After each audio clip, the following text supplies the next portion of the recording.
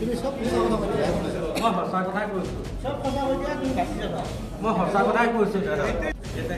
মোক মাঘৰ বাৰ দেখিয়ে তেখেত পলাইছে সঁচা কথা কৈছোঁ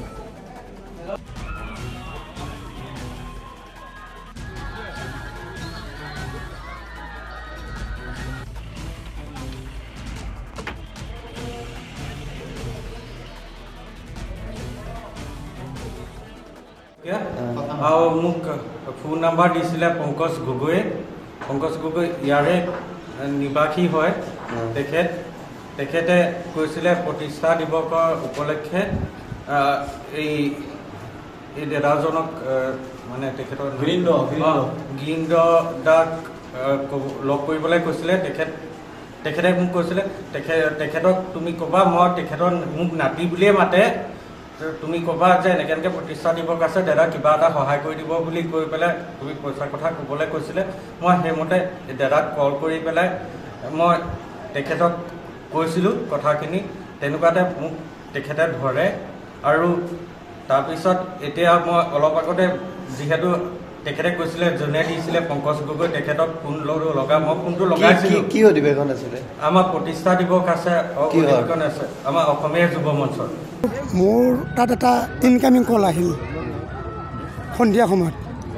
ইনকামিং কলটোত ক'লে দাদা আপুনি ক'ত আছে মই কৈছোঁ আপুনি কোনে কৈছে দাদা আপুনি বুলি ক'ব নালাগে মই আপোনাতকৈ সৰু হ'ম মই কিবা অসমীয়া যুৱ মঞ্চ নে কি বুলি ক'লে মই ক'লোঁ যে অসমীয়া যুৱ মঞ্চ মইতো চিনি পোৱা নাই অসমত 100টাৰ ওপৰত সংগঠন হৈছে এতিয়া কেনেকৈ জানিম অসমীয়া যুৱ মঞ্চ বোলে কেতিয়া জন্ম পাইছে বোলে 2005 মই যে চিধাকৈ কৈছোঁ যে মই 1997ত মোৰ জন্ম 77ত মোৰ জন্ম গতিকে মই এইবিলাক সংগঠনৰ কথা নাজানো কথাটো কোৱা আচল কথাটো দাদা আমাৰ অধিৱেশন আছে 25 ডিচেম্বৰত আপুনি কিবা এটা সহায় কৰিব লাগে এতিয়া কি সহায় ক'ৰ পৰা পালে মোৰ নম্বৰটো যে পংকজ গগৈয়ে কৈছে আপোনাৰ নম্বৰটো দিছে কি সহায় কৰিব দিছে মই ভাবিছোঁ 5-6 হাজাৰ কিবা এটা দিব লাগিব আৰু কৈছে নহয় আপুনি পাৰিলে 1 লাখ মান টকা সহায় কৰক এই মোৰ লগত গগৈ কোন হয় এতিয়া পংকজ গগৈ আমাৰ ইয়াত নাথাকে কিন্তু মই কৰিছোঁ পংকজ গগৈ তোমালোকৰ কি বোলে আমাৰ সংগঠনৰ বোলে তেওঁলোকৰ সংগঠনৰ স্বেচ্ছামুখৰ কিবা সদস্য তেওঁক আহিব দিয়া তেওঁ অলপ ব্যস্ত আছে আহিব নোৱাৰে আপুনি 1 লাখ মান টকা কিবা এটা যেনে তেনে অধিৱেশনৰ কাৰণে মেনেজ কৰি দিব দিছে ইয়াৰ কাৰণটো কি আপুনি ৰাখৰ ছেক্ৰেটাৰী হিচাপে মেনেজ কৰিব দিছে সেনেকৈ কৈছে যে ৰাখৰ আপুনি ছেক্ৰেটাৰী গতিকে আপুনি পাৰিব আপোনাৰ বোলে পিছত আহিল তাৰপিছত মই ভাবিলোঁ যদি 1000-2000 হ'লে বেলেগ আছিল 1 লাখ টকা সুধিছে যেতিয়া এইটো নিশ্চয় দুষ্ট চক্ৰ হ'ব পাৰে মই ধুনীয়াকৈ তেওঁলোকক কৈছোঁ 10-20 টকা কমাই দিম কিবাকৈ মিলাবা মই এড্ৰেছ এটা দিছোঁ মই তাত আছোঁ আহা মই মাতিছোঁ মোৰ টাৰ্গেটটো পইচা দিয়া নহয় মই টাৰ্গেটটো ধৰা গতিকে মই অকলে আছোঁ ভাবিছোঁ মই অকলে ধৰিব যাতে তেওঁলোক বা কোন আহিছে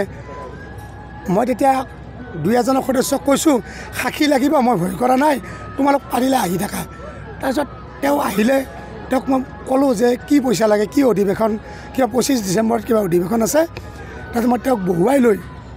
তেওঁক কৈছোঁ কাণত ধৰা ইয়াত বহা তোমাৰ প্ৰেচিডেণ্টক মাতা পংকজ গগৈক মাতা মই পইচা দিম কি কাৰণত দিব লাগে তোমালোকৰ অধিৱেশন কি তাৰপিছত আমাৰ 2-4জন ল'ৰা গৈছে আন্ধাৰ তাত লাইনটো নাই না মোৰ ফাৰ্ম হাউচত আন্ধাৰ ল'ৰা মানে তাত গোটেইবিলাকে ধৰি আনি সমিতিত গতাই দিছে পুলিচত গতাই দিলে তাৰপিছত আহি সমিতিক যেতিয়া গতাই দিছোঁ কমিটিয়ে কৈছে কোনোবাই অপ্ৰীতিকৰ ঘটনা ঘটিব পাৰে সেইকাৰণে আমাৰ মূল কমিটিয়ে কৰিলে পুলিচক প্ৰশাসনক জনাই গতাই দিলে